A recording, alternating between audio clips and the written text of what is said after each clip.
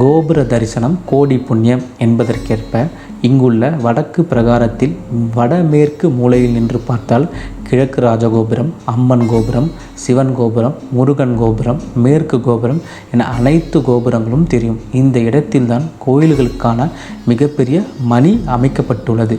பிரகாரத்தில் மேற்புறமும் வடபுறமும் யானை, யாழி, மயில், நாகம், ஆட்டுக்கிழா, நந்தி, காமதேனு, குதிரை போன்ற வாகனங்கள் வைக்கப்பட்டுள்ள மண்டபமும் அமைந்துள்ளது.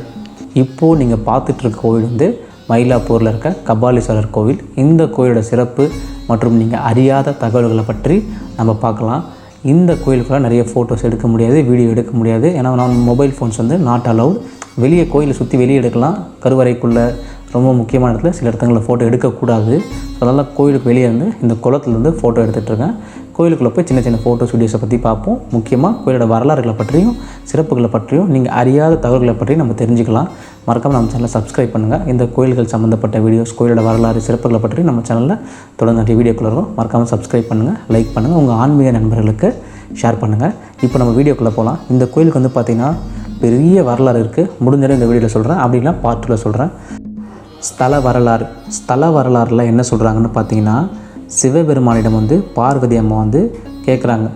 திருநீற்றோட மகிமையும் ஐந்தெழுத்தின் மந்திரத்தோட பெருமையும் கேட்குறாங்க. அப்படி கேட்கும் போது சிவபெருமான் வந்து அதுக்கு விளக்கம் சொல்கிறாரு. அப்படி விளக்கம் சொல்லும் போது பார்வதி அம்மா வந்து பார்த்திங்கன்னா ஒரு மயில் ஒன்று தோகை விரிச்சாடுறதை அவங்க பார்க்குறாங்க. அதனால் சிவபெருமான் சொல்கிறதே மறந்து மயிலை வந்து ரசிச்சுட்டு இருக்காங்க. இதனால் கோபம் கொண்ட சிவபெருமான் வந்து பார்வதி அம்மாவுக்கு சாபம் விட்டுறாங்க. இந்த மாதிரி நீ பூலோகத்தில் ஒரு மயிலாக பிறப்ப அப்படின்னு சொல்லி அவங்களுக்கு சாபம் விட்டுறாங்க. அப்போது வந்து பார்வதி அம்மா வந்து சிவன் கேட்குறாங்க, இதுக்கு சாப விமோச்சனம் என்ன அப்படின்னு கேட்கும்போது சிவபெருமான் சொல்கிறாரு, நீ பூலோகத்தில் மயிலாக பிறக்கும் போது திருமயிலின்ற இடத்துல போய் எனக்கு பூஜித்தால் உனக்கு சாப விமோச்சனம் கிடைக்கும் அப்படின்னு சொல்கிறாரு. அதுக்கப்புறம் வந்து பார்த்திங்கன்னா அவங்க பூலோகத்தில் வந்து மயிலாக பிறக்கிறாங்க. திருமயிலைக்கு வந்து அவங்க வந்து சிவபெருமானை வந்துட்டு அதாவது பூஜிக்கிறாங்க. அப்புறம் பூஜிக்கவே அவரோட மனம் மகிழ்ந்து சிவபெருமான் அவருக்கு காட்சி கொடுத்து அவரோட சாப விமோச்சனம் நீக்கப்பட்டதாக வரலாறுகளை சொல்லப்படுது. இன்னொரு வரலாறில் என்ன சொல்கிறாங்கன்னு பார்த்திங்கன்னா, ஒரு காலத்தில் சிவபெருமானை போன்று 5 முகத்துடன் திகழ்ந்த பிரம்மதேவன் நானும் சிவனுக்கு நிகரானவர் அப்படின்னு சொல்லி பிரம்மாவுக்கு வந்து ஒரு கர்வம் வருது. இதை பார்த்த சிவபெருமான் வந்து கோபம் அடைஞ்சு அவரோட ஒரு தலையை கிள்ளி எடுத்துறாரு கையில். தலைக்கு இன்னொரு பேர் வந்து கபாலம். ஸோ கையில் கபாலத்தை எடுத்ததால் கபாலீஸ்வரர் அப்படின்னு பேர் வந்ததாகவும் வரலாற்றில் சொல்லப்படுது. பிரம்மாவோட தலையை கையில் எடுத்ததால் அவரோட படைக்கும் ஆற்றல் வந்து இழக்கப்படுறாரு பிரம்மா. அதுக்கப்புறம் தன் தவறை உணர்ந்த பிரம்மா வந்து பூலோகத்துக்கு வந்து திருமயிலைக்கு வந்து தவம் இருந்து சிவனை நோக்கி தவம் இருக்கிறாரு. சிவன் வந்து காட்சி அளித்து அவரோட படைக்கும் ஆற்றல் அவருக்கு வந்து திரும்ப கொடுக்கப்படுது. அதுக்கப்புறம் வந்து பார்த்திங்கன்னா பிரம்மாவோட வேண்டுகோளுக்கு இணங்க கபாலீஸ்வரர் எனும் திருநாமத்துடன் இங்கே கோயில் கொண்டார் அப்படின்னும் சொல்லப்படுது வரலாறில். வரலாற்று ஆராய்ச்சியாளர்கள் என்ன சொல்கிறாங்கன்னு பார்த்தீங்கன்னா, முற்காலத்தில் துறைமுகப்பட்டினமாக திகழ்ந்த மயிலை 3 முறை கடல் பொங்கி பெரும் நிலப்பகுதியை விழுங்கியதால் மயிலையின் பரப்பளவு சுருங்கிவிட்டது அப்படின்னு ஆராய்ச்சியாளர்கள் சொல்கிறாங்க. இதற்கு சான்றாக வந்து பார்த்திங்கன்னா அருணகிரிநாதர் அவரோட திருப்புகழில் கோயில் வந்து கடலோரமாக தான் இருந்தது அப்படின்றது அவரோட பாட்டு மூலியமாக தெரிய வருது அப்படின்னு சொல்லப்படுது. அருணகிரிநாதர் எழுதிய பாட்டு மூலமா இந்த கோயில் வந்து கடலோரமாக தான் இருந்திருக்கப்படும் அப்படின்னு வந்து சொல்லப்படுது. இதுக்கப்புறம் வந்து பார்த்திங்கன்னா பிற்காலத்தில் இந்த கோயில் போர் சீக்கியர்கள், அதாவது 16ஆம் நூற்றாண்டு போர் சீக்கியர்களால் இந்த கோயில் வந்து அழிக்கப்பட்டது அப்படின்னு சொல்லப்படுது. அப்புறம் விஜயநகர மன்னர்கள் 14ஆம் நூற்றாண்டில் கபாலீஸ்வரர் கோயில் மீண்டும் கட்டினார்கள் அப்படின்னு வரலாற்றில் சொல்லப்படுது.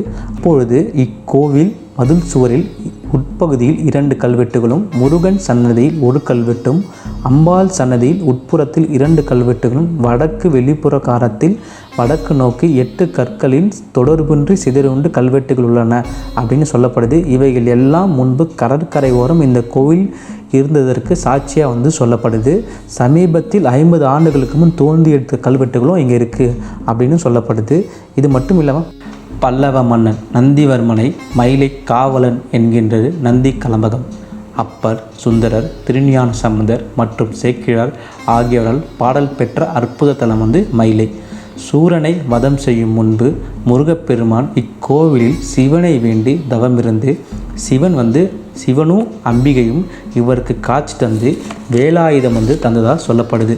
அதன் பின் முருகன் வந்து சூரனை எதிர்த்து போரிட்டு வெற்றி கண்டார் அப்படின்னு சொல்லப்படுது. இந்த கோயிலோட சிறப்புகளை பற்றி சொல்ல இந்த ஒரு வீடியோ பார்த்தாதுங்க. ஏன்னா அந்த அளவுக்கு ரொம்ப பழமையான கோவில் இந்த கோவில்.